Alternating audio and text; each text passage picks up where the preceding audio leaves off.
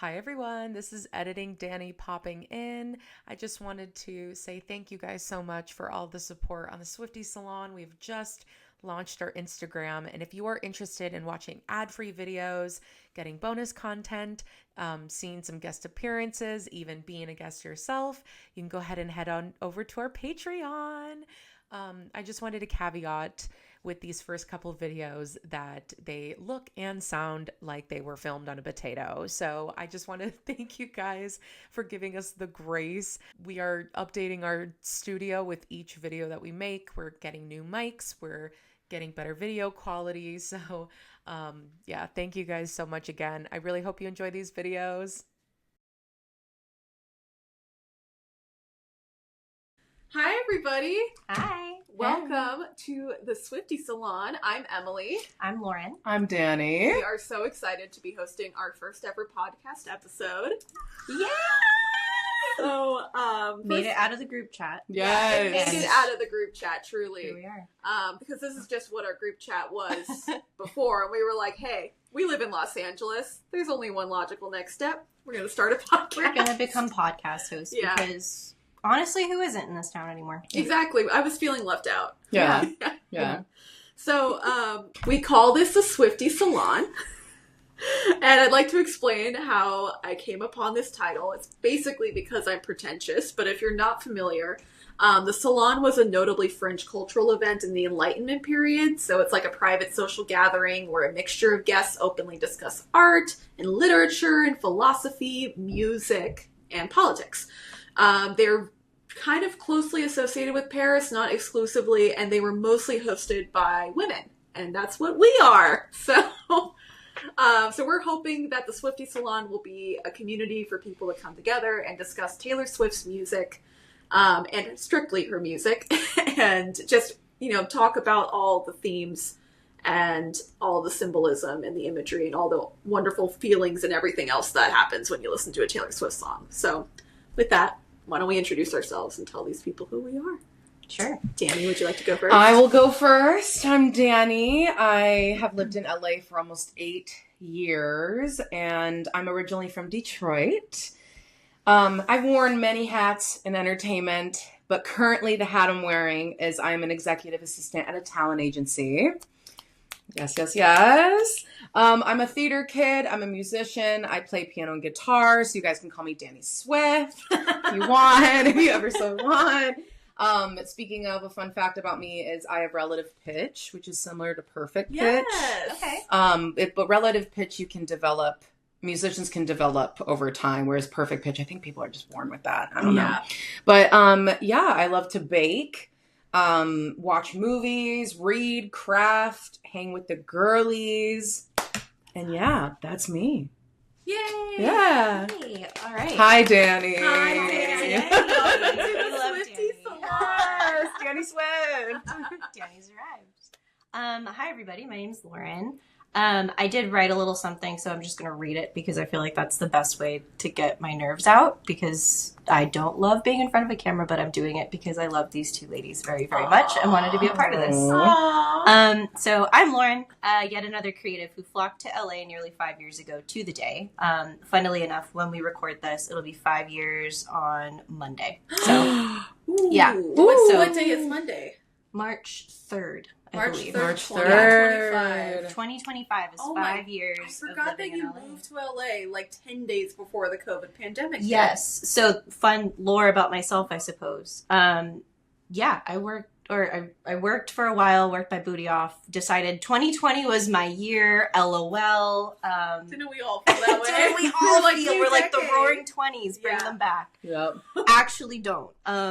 But yeah, so in hindsight, that's hysterical. I'll probably get into that when we discuss a little bit more about folklore, because that had a big impact on me, especially because of COVID. Yeah. But yeah, so nearly 5 years ago to the day, I love making art in any medium that I can get my hands on. My cat Olive, shout out Olive, and I'm a self-described aspiring bog witch.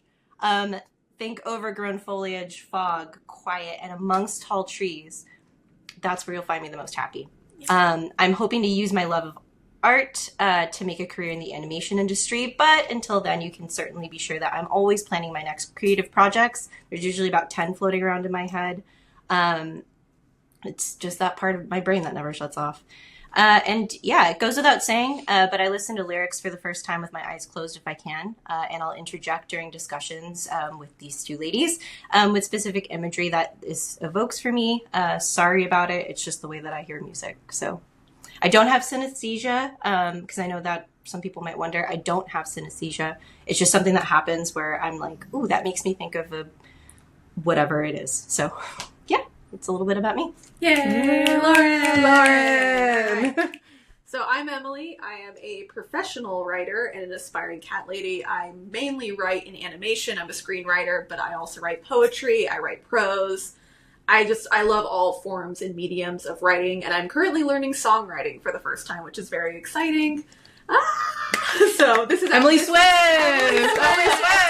So, I mean, this is kind of part of why I came up with this concept and brought it to these ladies, is that as I've been embarking on my songwriting journey, I obviously look to Taylor a lot as a source of inspiration, and I'll bring in her songs to my piano teacher, and we'll kind of, deconstruct them together, which has been really fun for me. And I'm also taking a musical theater writing class right now. I love musicals. I just love music, period. I have a very eclectic taste in music. Taylor is my favorite contemporary artist by far, but I love a lot of things, as do these two ladies. I know we all have very varied interests in music, which we may eventually branch out to. You never know. So I love to bake as well. I think we're all kind of bakers, aren't we? Yeah. I'm more of a cook. I'm just going to put that out there. Yeah, sure. So. We're just girls. Yeah. We love to bake and cook.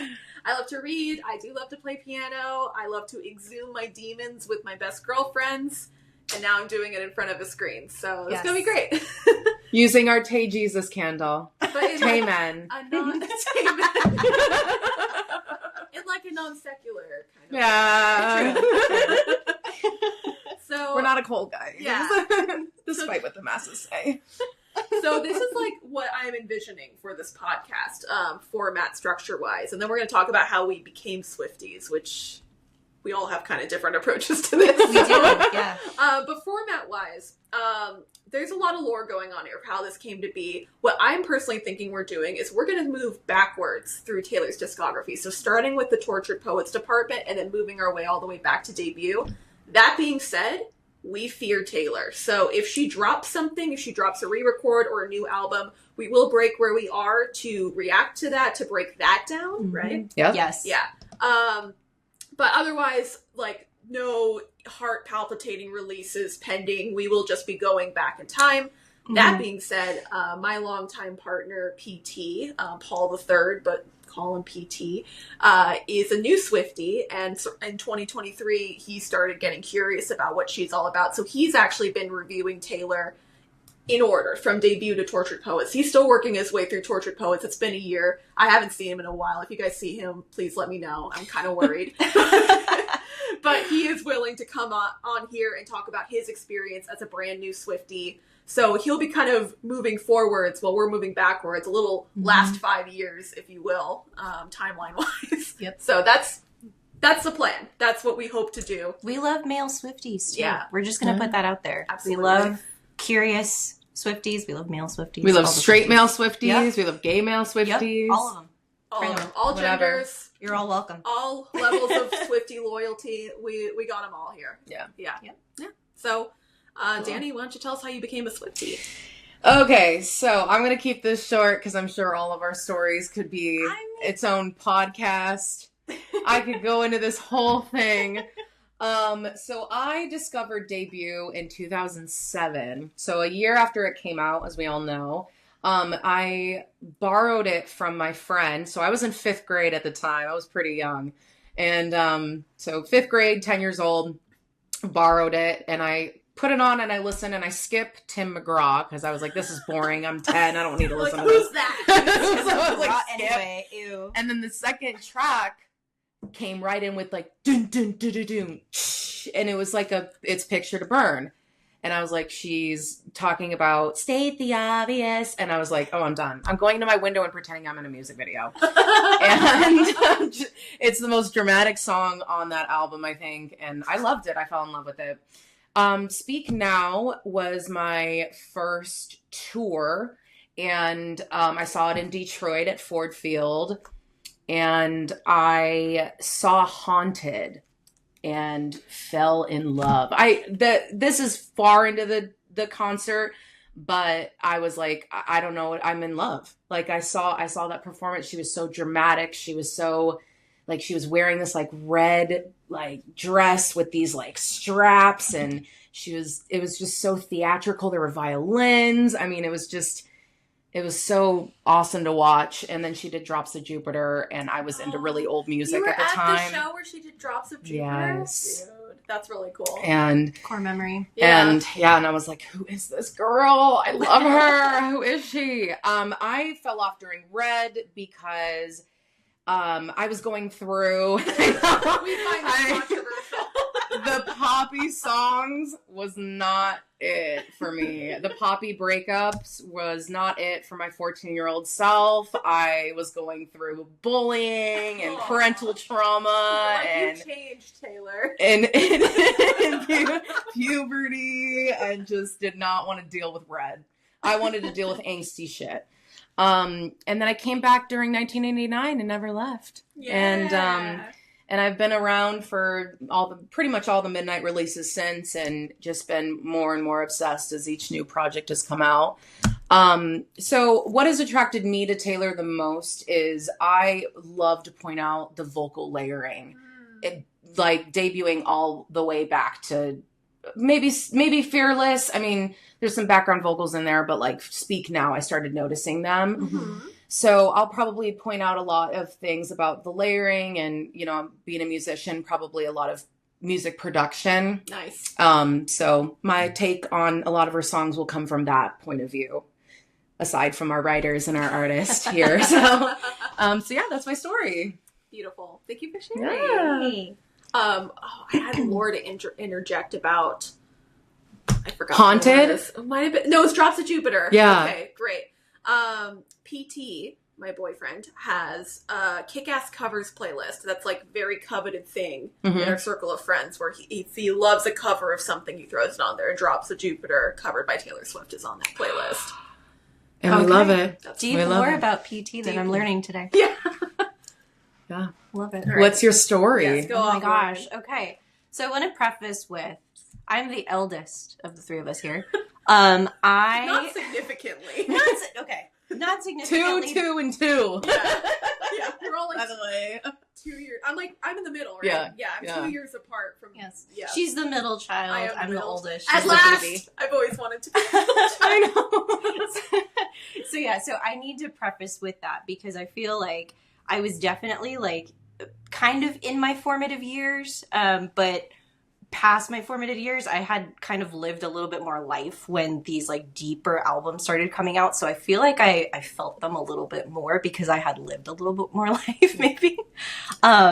So I will go back. I did not like Debut. It's Dani's time to give me a thumbs down now because she is a Debut girly. How dare she? It's not that I was like, oh my gosh, it's the worst thing ever. When it came out, I was just not a country girl. I'm still not really a country girl. I like it, but it's just never been my favorite genre of music. So when they were like, this new country artist, Taylor Swift, was like, nope, don't even want to look into it.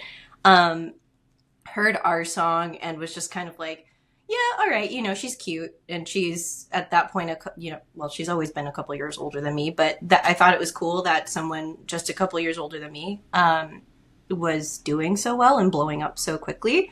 So I didn't really listen to Debut. My kind of, I guess, like first introduction to her were like the middle school dances when Fearless would, make its lovely appearance in Love Story and You Belong With Me. Both of those were repeat requests on the middle school dance floor. This was before we knew to do the timed clap and everything. So that didn't exist yet. It didn't exist yet, but we were kind of discussing a little bit beforehand. It also wasn't really cool to like her for my age group specifically, because I was just kind of in that like just getting out of middle school, like entering into high school time of my life. And you're just clinging on to that. Like, I just really want everybody to think I'm cool. So liking Taylor and liking these lyrics that are like, yay, the prince is going to save me, like love story, everything's great. Nobody really wanted to deal with that. So like I would sing along, and it was fun to sing along with my friends, but I never really explored Fearless myself. Sorry, Miss Fearless. Sorry, Miss Debut. Speak Now, I did hear a little bit more of. I remember it's same as Dani. I loved Haunted. That was like the standout one. And the only reason I knew of this song is because a friend had played it like in her car, I think, at one point. And I was like, who is this? She's like, this is Taylor Swift. And I was like, what? So it took me by surprise how much I actually liked that one. Because she kind of has like, not just drama, but like a little bit more of like a rock tone to that one. It wasn't like, it wasn't country or what I thought of as like country. Country artist Taylor Swift did not exist in that song. So I appreciated that one. But much to Dani's dismay, Red was the one that brought me in. Red was Red was it. She was that girl. She was here for me. I was in college, so that should just date me right there. Yeah.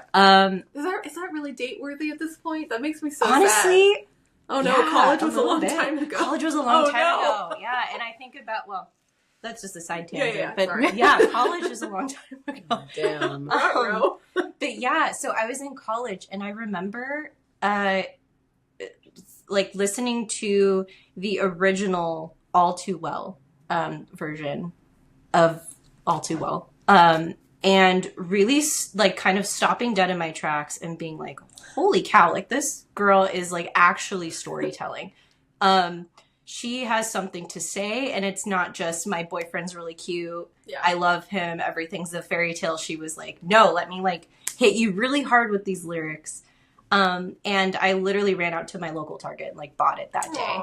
And it was the album that was like cover to cover. I listened to it like on my drive to school, on my drive back, and like just constantly, because I was just in love with it. And like, yes, it's confused, you know, sonically. It's a little bit of like a midway point between pop and country, because she wasn't fully pop yet. But and I make fun of like 22 and everything, so like not in front of me, not on my watch. So she loves 22. I'm not a huge 22 fan. I liked 22 when I turned 22, because it was like something that I would play all the time and be absolutely a menace about it.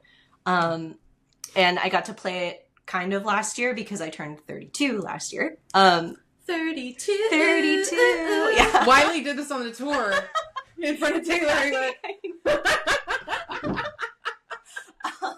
I can only do that for so much longer now before I turn 33, and then it's just not the same. 33. Oh, maybe. I think he did this instead, actually. Yeah. I think he did 34. I don't know. But 33 kind of cooks. You could do it. 33 is it's a interesting age. But yeah, I think that was the first album that I was really like, I like her. I really like her. And I want to see what she does next.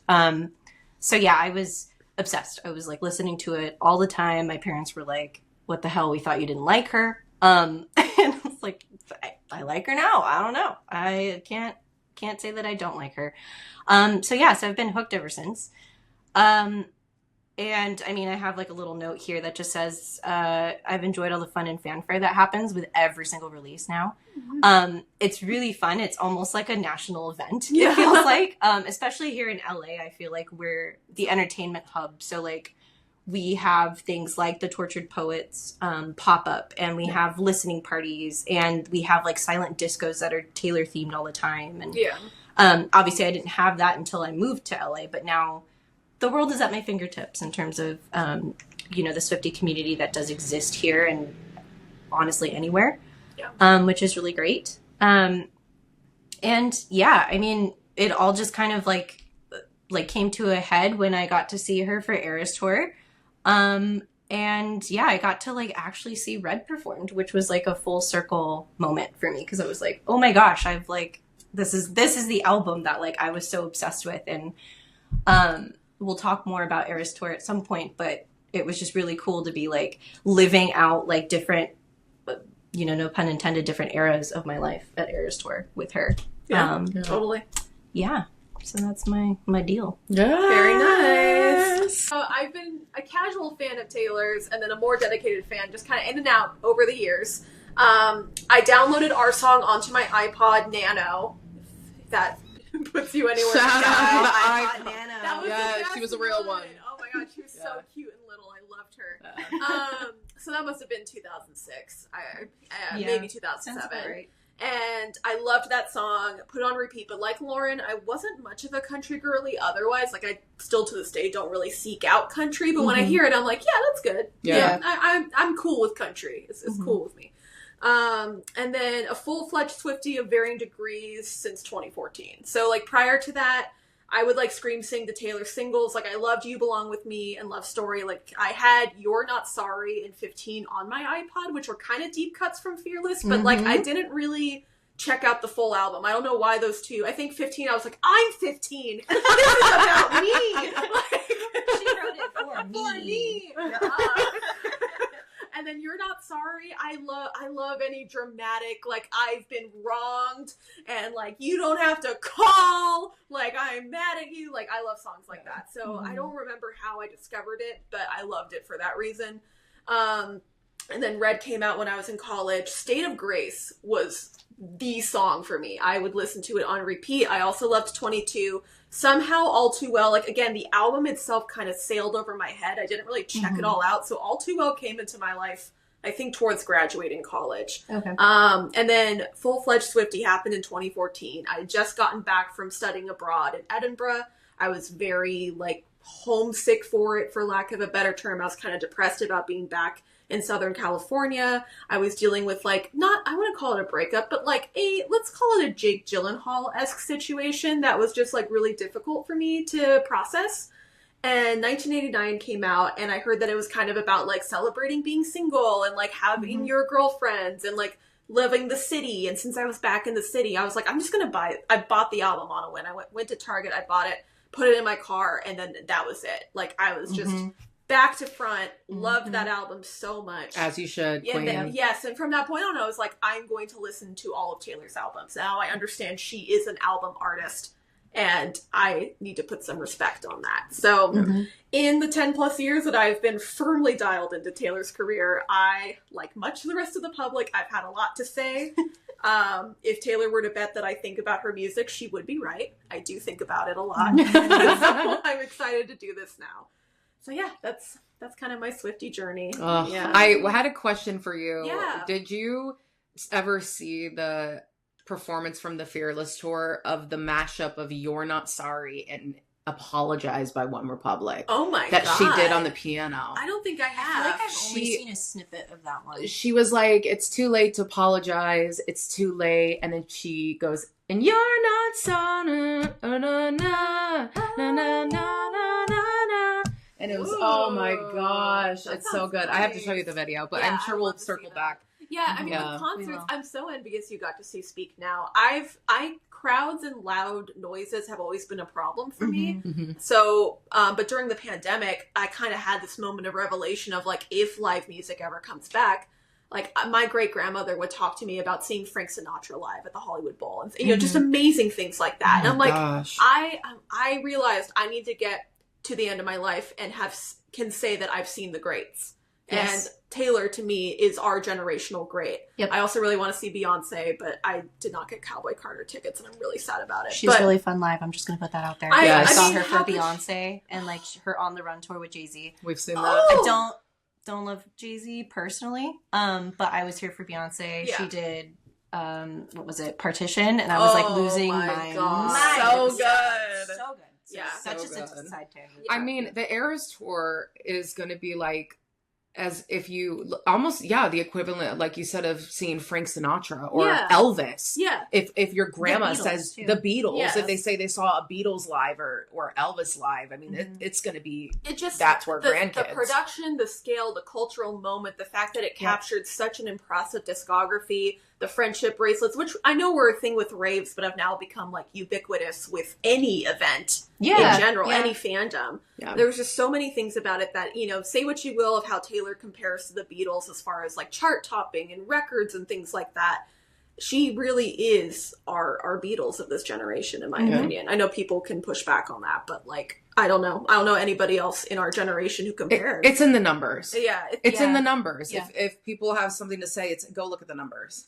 Well, we're speaking like cultural impact because I have said something similar to my folks, and my folks kind of combat me on this. Yeah. Like, what are you talking about? Like, she is not the Beatles. She's not the Beatles. I'm not saying that I'm directly comparing her to the four Beatles. Right. They're their own thing. Taylor is her own thing. I'm talking just cultural impact alone. Mm-hmm. Like Swiftie culture, Swiftyism as like a whole is comparative to Beatlemania. Yeah. Like everyone kept saying like, oh, Harry Styles is the new like Beatles. Yes, like he had his moment, but I still do not think that he was as huge as Taylor and the Eras tour. And I mean, she still is on top of the world right now. Which I mean, I think was a product of her kind of, not intentionally, but capitalizing on this moment of like nostalgia that's kind of had a grip on our zeitgeist for the past few years. Because I think what's impressive about Taylor, well, what's impressive about Taylor to me is that, the Beatles obviously were huge at a time where people had less funnels into different forms of entertainment. Like nowadays, our online echo chambers are so tailor-made to like what we like that you can be so immersed in something. Like, I'm watching Severance right now. I'm obsessed with Severance, and all I see on my feeds is Severance. Mm-hmm. But I could go out in the world and be like, oh my God, did you guys see Severance? And people will be like, I'm not watching that. It's, there's more divides. There's more options of what to consume. So the fact that Taylor is so popular, despite the infinite avenues of entertainment that we have access to today, that she is still breaking the records that she is breaking in a streaming era, and the album sales, the fact that she like outsold vinyl last year, combined with like the 9 people behind her, like crazy. And I think it's, we live in this time where a lot of the stories we're seeing told in media are kind of like, it's Star Wars. Star Wars came out so many decades ago, but we're still seeing Star Wars stories. We're still seeing things rehashed, nostalgia, things from like our generation, the Gen X. And so Taylor doing her re-recordings, which obviously was done out of personal necessity, I think also captured our nostalgia for, like I never was that connected to Fearless, but when Fearless came out, I listened to it because I was like, oh, this takes me back to high school. Like I do think that's a huge part of why the Eras Tour became what it was. Yeah, I think so. I mean, even the amount of cameras that are outside of every restaurant, every building that she goes into. I mean, everybody was talking about her. There were magazines. You can't, even to this day, you can't go into a grocery store and not see a magazine with her face on it. Oh my gosh. Like, again, as if she just came out as a new artist. Like, I've made sure to keep all of any Eras Tour magazine I saw, because I was like, I remember going over my great grandma's house and seeing these magazines from the 1960s. And I was like, I want to be that grandma. Yeah. I got to be that grandma. They're time capsules. They are. It's much more meaningful than going into like the internet archives. That's a physical piece of time that you own. Well, it's like us having a Tiger Beat. Or J14. Like we'd be like, oh my gosh. Tiger Beat. Yeah. You can mail in a request for an autograph to Miley Cyrus. Sold-out posters. That's what I really miss. Yeah. Let's talk about that. And you put them all on your wall. Yes. Oh my gosh. I had one of Heath Ledger.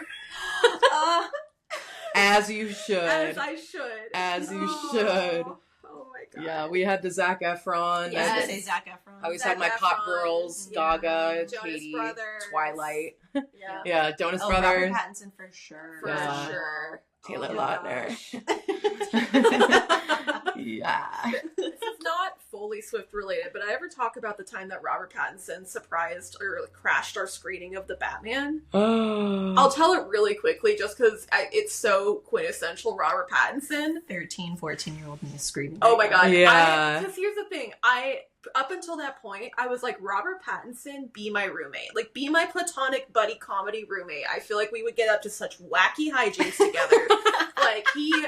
He told some story about microwaving like spaghetti in a can or something. Yes, and I'm yes, like, I remember this. This is peak sitcom. So like for the longest time, I'm like, you know, you come to me as an old friend. We were picking apples in my papa's orchard. Like there's no, because I just really in the like, English countryside. we're longtime friends in another life. Yeah. You know? But when I saw him in person, I got it. I was like, oh, I understand what we have between us should be romantic. BT's sitting right next to me. I'm like, sorry. But anyway, the way he announced himself is like, you know, we get through all the trailers and then it's just dark. And then you hear somebody go in the microphone. I'm like, oh my God, it's happening. And you just hear Robert be like, all right, everybody, are you ready to meet some guy? And then out he walks, and he just, like, tosses a few baseball caps at us, and, you know, gives a nice little speech of, like, I hope you enjoy the movie, but just the way that he introduced himself was so on brand to me. Only in LA, people. Only in LA. Alright, sorry, I know that wasn't Taylor related, but... Well, okay. I want to think the crossover of Robert Pattinson fans and Taylor Swift fans is, like, We're pretty sitting good. with, like, the world's biggest Twilight fan, by the way, so... Yeah. It is I just got my related New to our Moon vinyl, conversation. people. Yes. New Moon vinyl? New Moon vinyl, but Sorry. wait, so I've seen Taylor Lautner in person, and I know he's gonna go to Stagecoach year 3. I've seen him every single year at You Stagecoach. Better freaking talk In to him, front I of swear to me. God.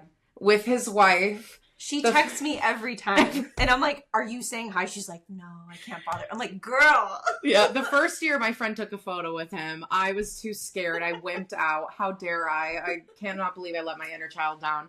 And the second year, he was standing in front of me with his wife in a pit, and I sent a photo of the back of his body to friends and my brother to see if anyone would recognize who it was. Not one person did. But I was like, it's Taylor I was Lautner. one of those friends. I did not recognize the back. No one did. No I one was did. a Robert Pattinson girly. I was not a Taylor Lautner girl. So I bet you could see Respectfully. yeah. Respectfully. We like, yeah, but He and seems like a nice lad. Like he He can he's do a nice flip. guy. he can do a flip. He did a flip in the Yeah. theater, the Eric Store movie, Yes, he did. He did.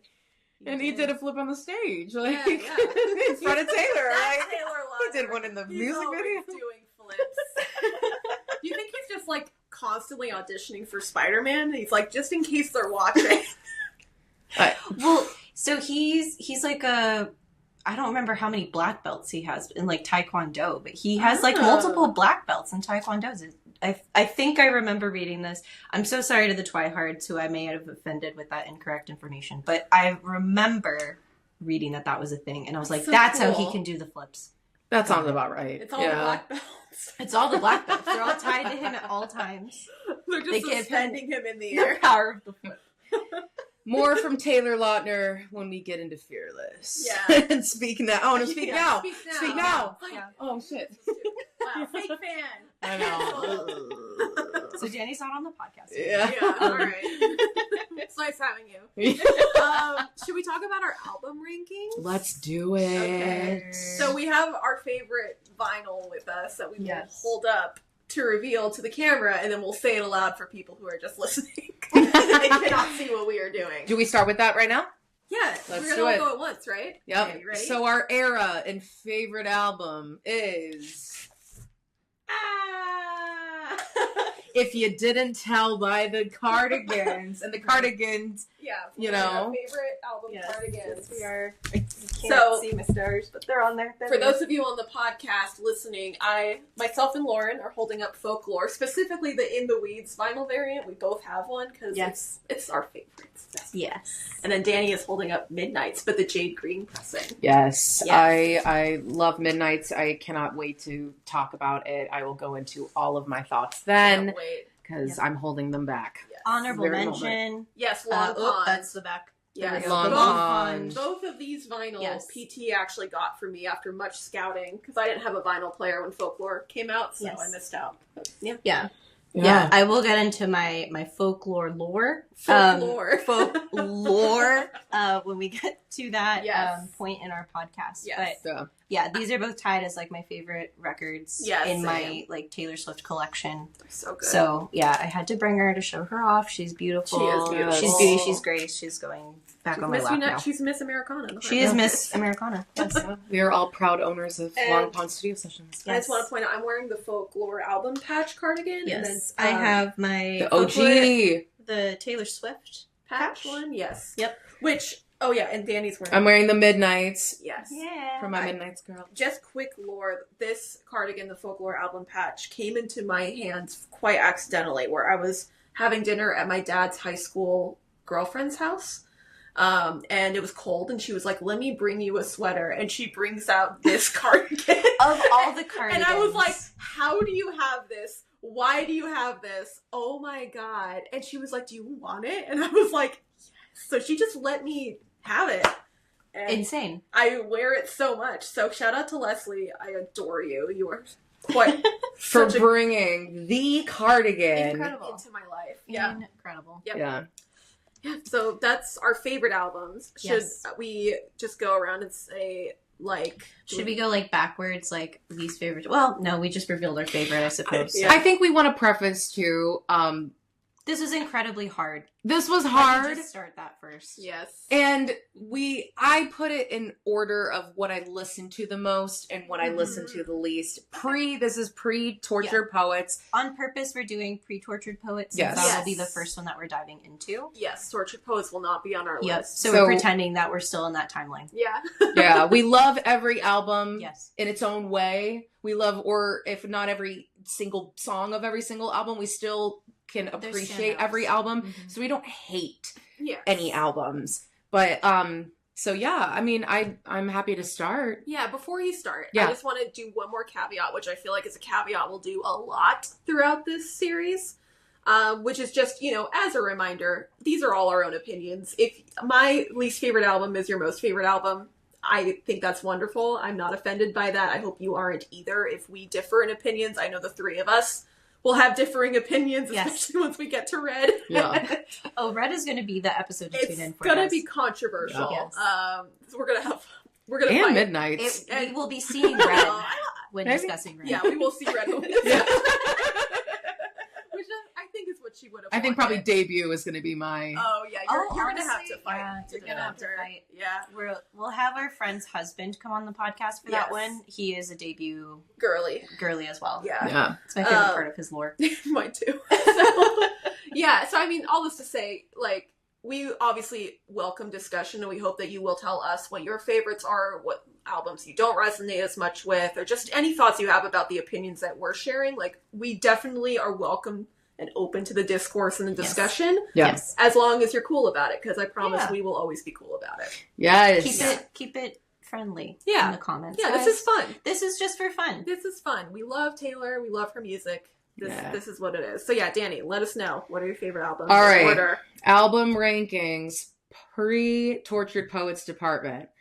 Number 1, Midnights. Midnights. Number 2, Evermore. Evermore. Number 3, Reputation. Reputation. Number 4, Speak Now. You should do the chorus. Nice. I stole your Yeah. format. You stole our bit. And number 5, Folklore. So that's my top 5. And then I have 1989, Lover, Debut, Fearless. And for all the losers and haters, Red. Clutching my pearls. Yeah. Damn. It's Lauren horrible. and I acted I'm like we gonna- were shot like in the smallest man who ever lived on Live from the Eras tour. We both did like a, oh. We've been hit. I'm just gonna make a note to myself, because I probably will watch this back. I will wear pearls for this podcast so I can clutch them at opportune moments. Yeah. I'm gonna do it. I feel like it's We're it's gonna a have thing. some pearl clutching moments. Clutching their pearl sign, what a mess. Yeah, so true. We gotta speak in Taylor Swift lyrics. Speak Come on on. it. Yeah, and Yeah. I've been saying that. Yeah. What a mess. What a mess. Okay. All right, Lauren, what's your ranking? All right. So as mentioned, Folklore is my girl. She's number 1 in my heart forever and always. Number 2 is her sister album, Evermore. Number 3 is Red. Sorry, Dani. Number 4 is 1989. I love that that's still, like, that's the sound bit. It's just her going, 1989. Yeah. Like, so serious. But also just, like, the collective Swiftie brain rot that, like, that particular TikTok sound just, I don't know, it never leaves me. It's always in my brain. Like, I'll be out shopping. This is just a side tangent from my ranking. I'll be out shopping and I'll see, like, a color and I'll just be like, speak now, if it's purple or something. Like, the brain rot is so real. It's insane. When we were watching Wicked... Oh my when we were watching Wicked, the new one, and Oz was asking, what color should I make this road? He's shuffling through the colors and all of us were like, fearless. Red. Oh my gosh, thank you for bringing that up. I forgot we did that. I did forget as well. And it wasn't even like, it was so subconsciously that we all started to. Yeah, we just, like, nobody, like, prefaced it. Like, No. one person started and all of us, like, joined in. It was all 3 of us just at the same time did it. So I just, that's Well, the Emily level. started it because he turned it red first, and she goes, red, and then he kept flipping colors, and then we were like,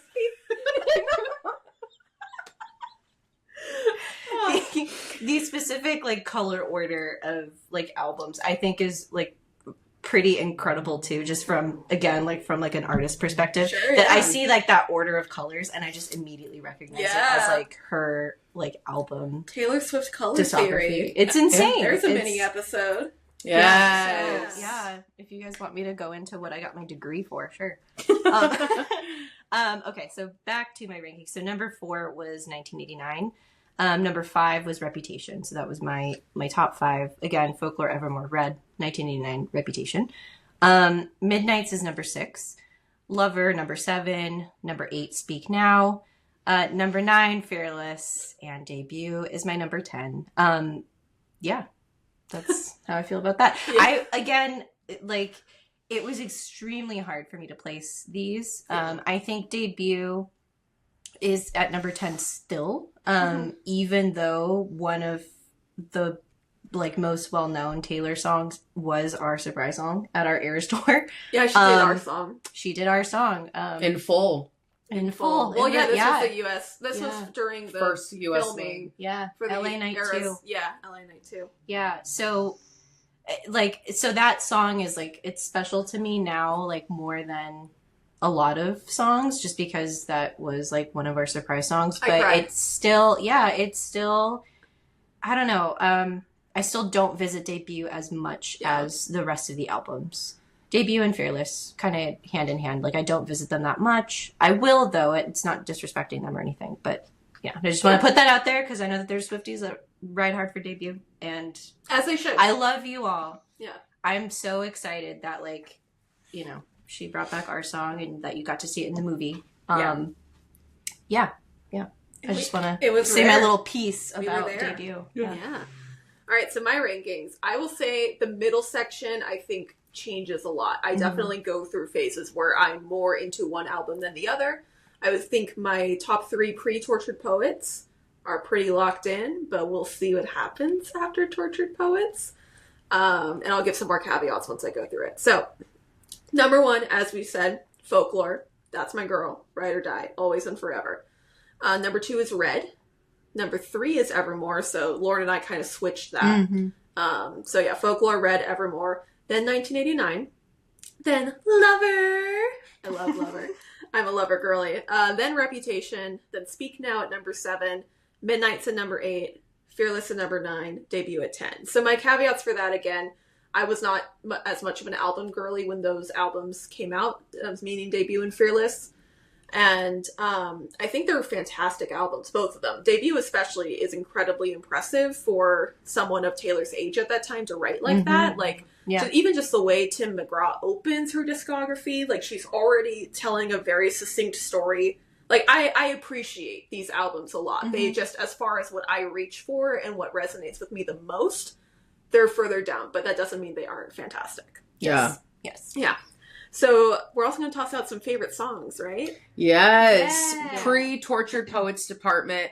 Also, I did mine based off of in no order because Yes, I so can't. hard to I don't choose. think any of us out there have a top favorite all-time I Taylor mean, Swift song. PT does. Yes. Okay. Yes, I do. All right. Yes. Well, My number one And is I- my number one. And so. my number one is also my number one. Yeah. But everything else, I'm like, I can't. Yeah. like Yeah. ranking. I guess Yeah. it's hard to rank, Yeah. but We each chose 13. the Yes, sacred The number. sacred number. Yep. Yeah. What else will we choose? So in no particular order, 1 through 13, I have Haunted, Ready for It, Question, Vigilante Shit, 7, Willow, Clean, Carolina, I Can See You, Antihero, Right Where You Left Me, Cardigan, and Is It Over Now? Great list. The fact that you have Question, I think, is controversial, but in a good way. I can't wait till we do our deep dive. It's yeah, so I mean, interesting it's gonna be because so good. she's a forgotten track, I think. Yeah, well, Yeah. I feel like she's a controversial song. Yes. I feel like people are very love it or hate it. So Yeah, I'm that very is true. excited for when we get to it and you can talk more about why you like it. Yes. Mhm. Yeah. And Okay. Carolina, I think it's a banger. Carolina. So good choice. Listen, I Carolina think she's Mention, 2025. Yeah. I think she's underrated. I know people that absolutely hate that song, which I don't know why. Honorable mention to her. I don't know if we're gonna bring her up, but I truly, when I listen to that song, so much imagery comes to mind, and the biggest one for me when I listen to that song is I can just hear her on, like, picture the Notebook house on the front porch in a rocking chair singing that song. The way the acoustics and singing and playing that song, the way the acoustics sound, like her voice, like her crooning, like I'm in the bayou, I'm in Carolina. I love the vocals. I mean, yeah, just an incredible song. I can talk about it forever, but anyway. Love that. Future podcast episode. Yeah, maybe. Yeah, Yeah, I mean, maybe I my can do own. I don't I know. like her one-offs because I would really like to talk about Renegade? Yes, Renegade Yeah. and oh my Gasoline? gosh, no, Hunger Games. Safe and Oh, Sound, Safe and Sound. Eyes That- open, eyes Yeah. open. Can I? So maybe just the one-offs will be an Yeah. episode too. That would Yeah, be the one-offs would be cool. Yeah. Love. Yeah. cool. Okay. Do you want to go next or should I? Go for it. Okay. Since my thing fell asleep. So my number one, just number one undisputed, I am the Lakes girly. I love the Lakes. That's If my you song. know the lakes at all, Emily's there. That's me. That's where I'm at all times. Yep. Take me to the lakes. Or don't, because I'm already there. Mentally. I'm also, spoilers, you can imagine I'm also an I Hate It Here girly, but we will get to that with Tortured Poets. So yeah, the lakes is my number one. State of Grace, probably my number two, and then everything else is not in order.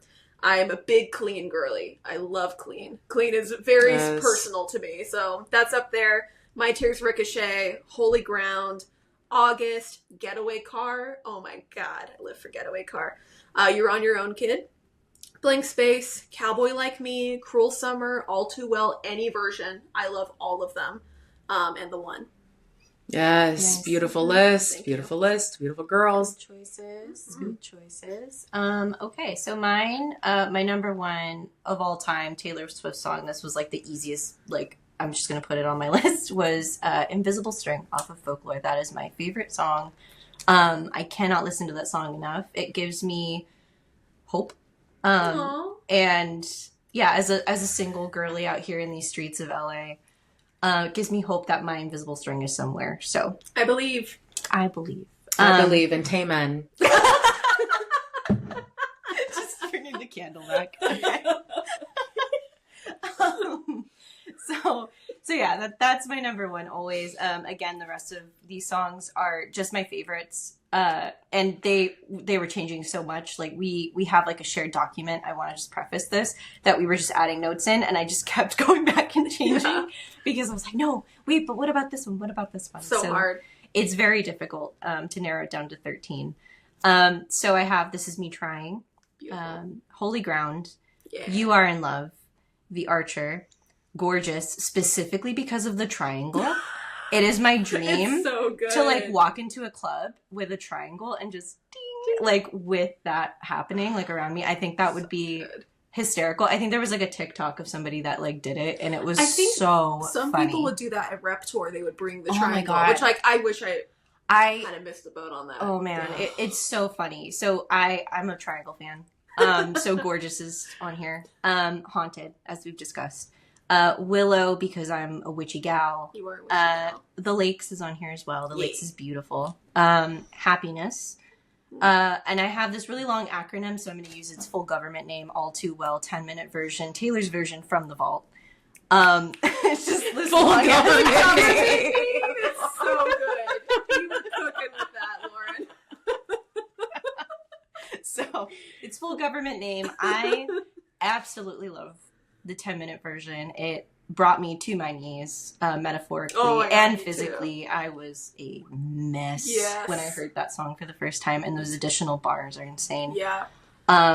Ivy, and I Bet You Think About Me, which was my Eras tour fit. Yes, it's so cute. We will have to show a Yeah, picture of it at we'll some flash point. a picture maybe when we do our Red episode Yeah, or Eras or- episode. I don't know, Ooh. but we'll flash a picture of it. It's so good. No, actually, you know what? I'm going to bring my boots that I made and put them on the Yeah. table, and we'll showcase my boots. They're so good. They're made of cake. Not yeah, literally. Well, not literally, but I made them look like cake. And Is they're it really cake? Maybe Cool. we Is should it cut cake? Yeah.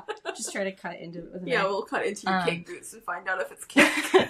Yeah, so there'll be a showcased thing in a future podcast episode, because I thought about bringing them today, and I was like, that's too much. They don't want to see my shoes. But Why would you Later. say that? later, Why would you say? Well, of course we want to see his shoes. Yeah. I love my boots. I have no idea what to do with them. But yeah, they exist and they're really cool. They're really and cool. I show them off to people if they ask. So So this is something I'm going to ask of these ladies, but if Mhm. we get a comment section, which I hope we'll have, I Yeah, would love to comment. hear from anybody who listens to this to answer this question as well, which is just what song did Taylor write about your life? I just feel like there's a lot of fans out there who are like, this song is weirdly specific to a very specific thing I went through. I want to know what that song is for you, because I know all of us have one. yes. So Dani, why don't you start us off? So I think, I mean, she was in the room during my life when she wrote Antihero. I said, it's WTF, because that song was written for me. As it was probably for a lot of people when we get into the deep dive of that song, how Yes. relatable that song is for a lot of people. But I think for me, I think I've just gone through this whole like roller coaster in my 20s, and I do feel like I'm getting older, and sometimes I feel like I'm getting older and not wiser. I'm just kind of learning lessons, and you know, I think I'm repeating them, and I know that's probably justifiable in your 20s, but I just love that line. That line was amazing. And I feel like, you know, I've in my deepest depression, I've ghosted people, and I've put people on D&D, and so, you know, I know we'll get into this further, but there's just these lines in this song that I think anybody that has gone through a depressive episode, being super down bad, being actually down bad, can relate to a lot of the zingers in that song. But mostly I just love the tagline, it's me, I'm the problem, because she's taking accountability for everything. I feel like I do take a lot of accountability for when I've been in those episodes, and I have ghosted people, and I've been like, I'm sorry that this is what I'm going through right now, and I can't be the friend that you need right now. Or if I find myself kind of talking about more sad things, being a Debbie Downer, I've known to be like, I'm sorry that I'm just in this mood, I'm in this phase, I'm going through this, and I'm sorry if it feels like I'm speaking very negatively a lot, but you know, I feel like taking that accountability is so important, and I'm so glad that this song is so fun in a way. It's a sad concept, but it's so fun.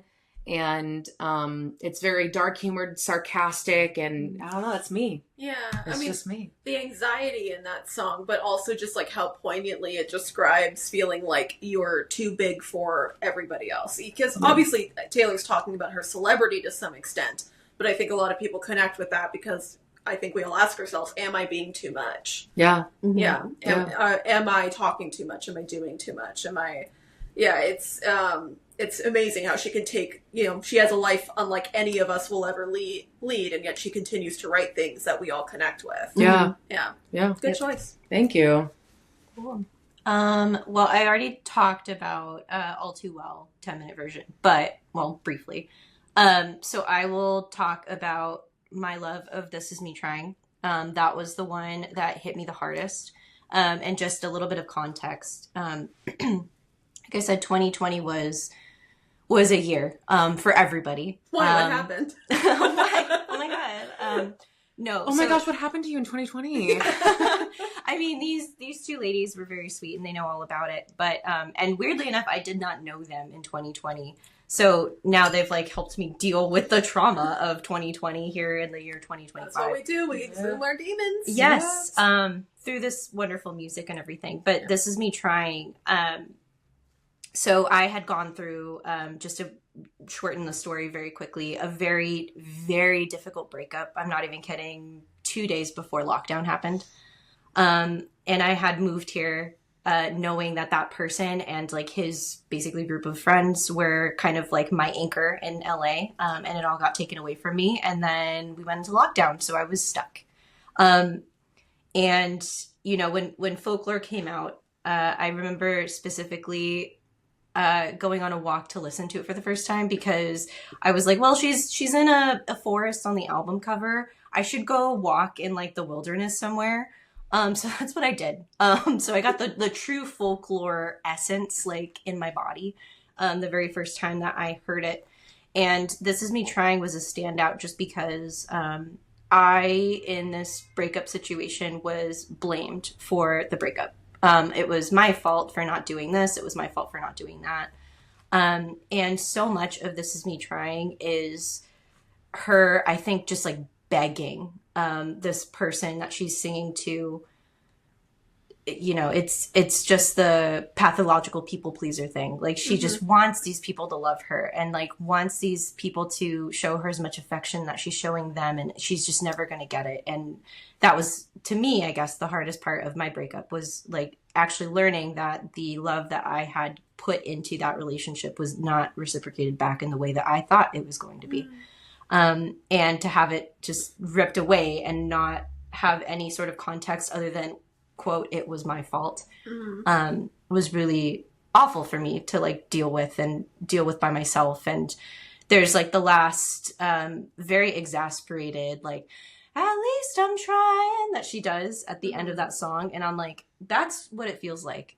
It's just, I'm trying my goddamn hardest to like do this, be the perfect this and be the perfect that, and trying to do everything possible that I can as a person to make everyone around me happy and love me as much as I love them. And it's not working.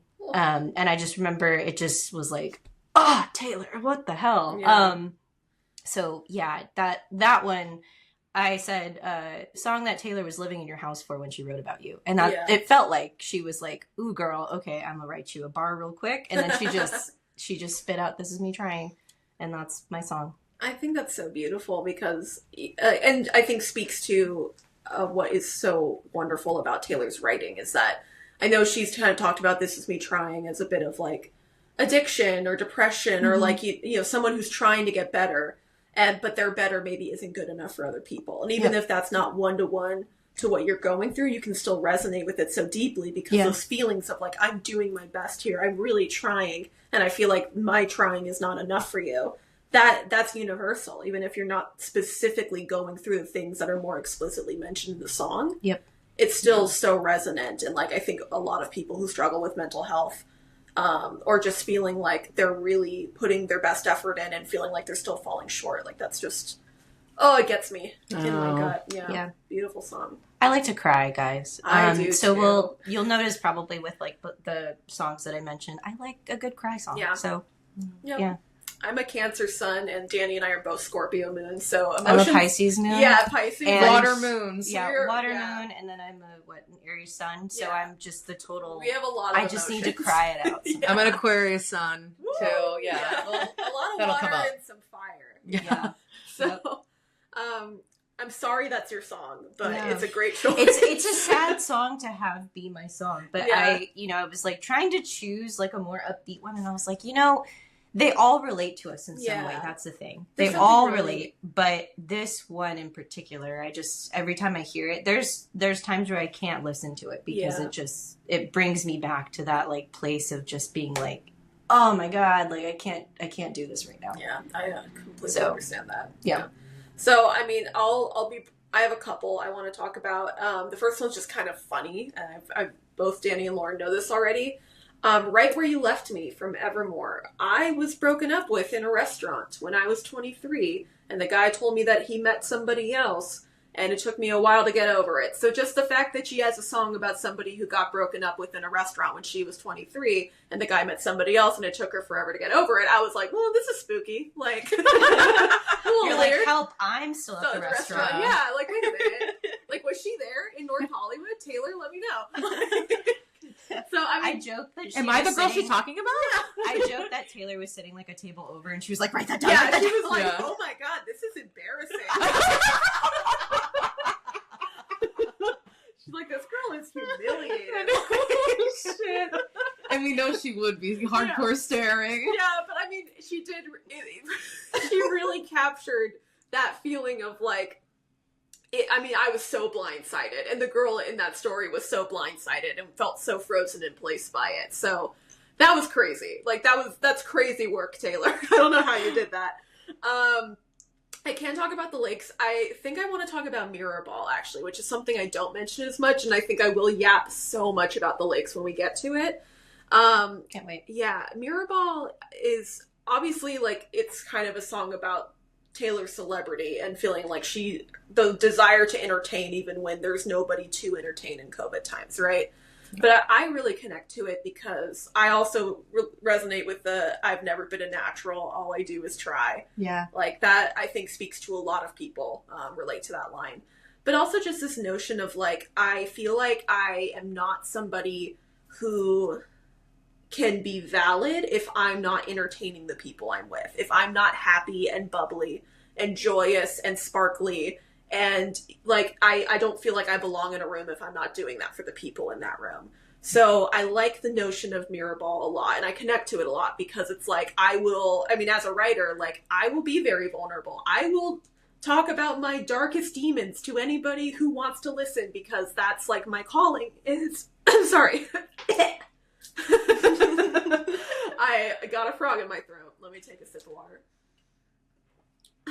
Happens when you yap. It's It okay. happens when you yap. But yeah, that is my calling as a writer, to exhume my demons in my work. And that's something Taylor does as well. Like she calls her albums like a public autopsy. And that's how I feel when I write. Like I do have to reach into the things that humiliate me or upset me or traumatize me and put them on display for people to consume. That's my job. I love to do it. I would not do that if I did not love doing it. But at the same time, there is that sense of like, I am performing this for you. I am giving you these most vulnerable parts of me, so in hopes that you find it entertaining or you resonate with it or you relate to it. And I think that just really connects with me both as a creative and just as a woman who wants to be liked by people. So yeah, Mirror Ball. So that's relatable. Yeah. Yeah. We're just women Yeah. that want to be liked, y'all. Please wanna- Maybe love. hate You me. want to cry? We're just depressive, sad. We want to be liked. Yeah. This is the key to being a Swiftie. You can't be a Swiftie unless you're all those things. Yeah. Really. Depressed, sad, lonely. So on that note, Yeah. so I think we're about ready to wrap up Yeah. our like intro episode. There's a couple more things I want to say before we sign off. Sure. The main thing is just as we go on this journey, Dani, Lauren, and I are pretty aligned on the fact that we are going to do our best to stick to the music as much as we can. We will talk about, public appearances, like the Grammys when she announced Tortured Poets. We will definitely talk about things like that. Yes. We are not as interested in paternity testing songs. Granted, there's things, especially in her earlier discography, like, for example, Dear John, where it won't be as simple to just separate from what we read in the tabloids, but we're not really into the speculation aspect of it. We're not really interested in trying to determine, well, this lyric is specifically about this person because X, Y, Z. Mm-hmm. We're more interested in looking at, well, what's the emotion of what she's saying? What is... Yes.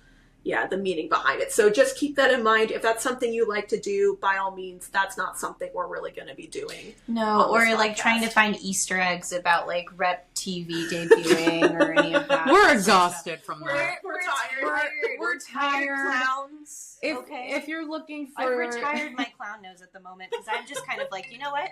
Oh.